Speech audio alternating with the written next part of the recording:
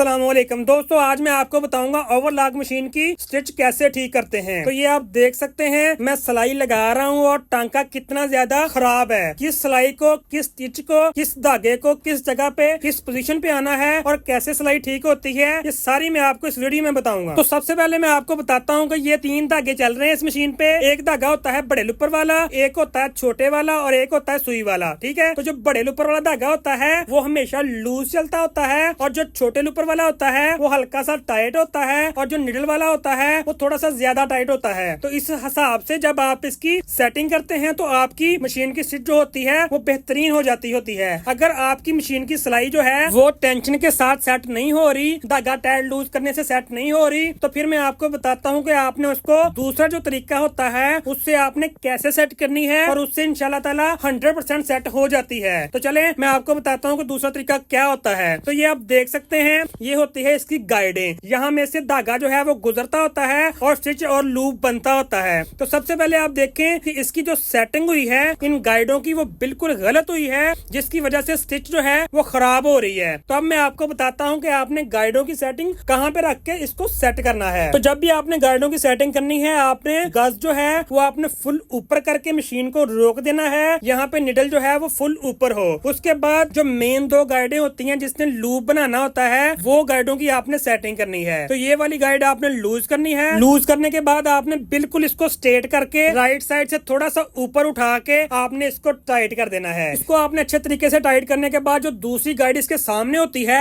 वो भी आपने लूज करनी है और लूज करके उसके बिल्कुल बराबर में रख के थोड़ी सी ऊपर उठा के उसके बिल्कुल स्ट्रेट में आपने ये गाइड जो है वो टाइट कर देनी है। तो ये होती है ओवरलॉक की सेटिंग। तो ये पीको की सेटिंग बिल्कुल नहीं है, उसकी सेटिंग और होती है। तो अब ये वाली जो छोटी गाइड होती है ये आपने थोड़ी सी ऊपर उठा लेनी है ताकि जो बड़े लूपर का धागा है वो इजीली आए और लूप जो है वो अच्छे तरीके से और स्टिच जो है वो बिल्कुल रिलैक्स बने। तो यहाँ पे आपने इसको अच्छे तरीके से टाइट कर देना है। यहाँ पे आपकी ओवरलॉक की जो सेटिंग है वो बेहतरीन किस्म की हो गई है और स्टिच जो है वो बेहतरीन निकलेगी। तो चले मैं आपको अब स्टिच लगा के चेक करवाता हूँ कि पहले जो मशीन सिलाई लगा रही थी वो कितनी गंदी थी, कितनी बुरी थी और अब जो लगाएगी मशीन वो कैसे लगाती है। सिर्फ गाइडें और टेंशन सेट करने से ही आपकी स्टिच जो है वो बेहतरीन हो जाती है। तो चले अब आपको स्टिच लगा के दिखाते हैं। तो ये मशीन की सिलाई लगाई है, लगा के आपको चेक करवाते हैं कि रिजल्ट कैसा आया है। तो ये आप देख सकते हैं, जैसे स्टिच ऊपर थी वैसे ही नीचे है। आप थोड़ा सा धागा सुई वाला टाइट करके इसको मजीद खूबसूरत कर सकते हैं। आप देख सकते हैं कि यहाँ पे आपने इसकी सेटिंग की थी, आपने धागे सेट किए थे, आपने गाइडें सेट की थी और सिर्फ इतना ही काम करने से आपकी मशीन की स्टिच जो है वो बेहतरीन हो गई है। अगर आपकी मशीन भी स्टिच खराब करती हो तो आप भी इसी तरीके से अपनी मशीन की स्टिच जो है वो ठीक कर सकते हैं। अगर आपको वीडियो अच्छी लगी तो लाइक कर दें और ऐसी ही वीडियोस देखने के लिए हमारा चैनल सब्सक्राइब कर दें और बेल आइकन के बटन को प्रेस कर दें ताकि आपको आने वाली वीडियो आसानी से मिल सके। अल्लाह हाफिज।